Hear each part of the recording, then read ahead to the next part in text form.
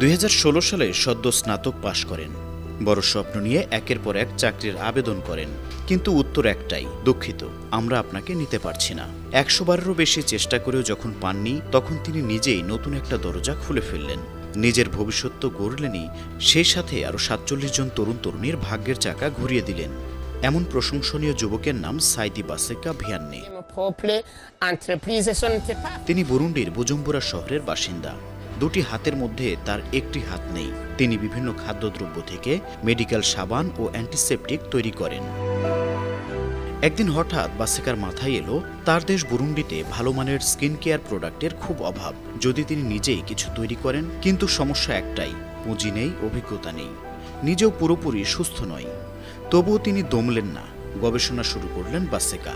ঘরে বসে নানান খাদ্য উপাদান নিয়ে পরীক্ষা করতে লাগলেন, কখনো মধু, কখনো লেবু, কখনো বা বিভিন্ন গাছের নির্যাস।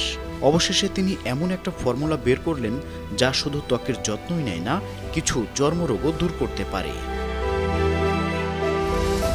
এভাবে জন্ম নিল তার কোম্পানি ইউজেইড অ্যাকেজা, যেটি বুরুন্ডির প্রথম প্রতিষ্ঠান খাদ্য উপাদান থেকে মেডিকেল সাবান ও অ্যান্টিসেপটিক তৈরি করে। তার তৈরি সাবান দ্রুত জনপ্রিয় হতে শুরু করল। মানুষজন বলতে লাগলো, এ যেন জাদুর সাবান। কিন্তু বাসেকার স্বপ্ন কেবল নিজের ব্যবসার সফলতা নয়, সমাজের জন্য কিছু করা। তিনি দেখলেন তার মতো অনেক প্রতিবন্ধী যুবক কাজের সুযোগ পাচ্ছে না, তাই তিনি তাদের জন্য একটা নতুন দিগন্ত খুলে দিলেন। আজ তার কোম্পানিতে 47 জন প্রতিবন্ধী কর্মী কাজ করছেন। তাদেরকে আগে কোথাও কেউ কাজ দেয়নি। News desk, 52 TV.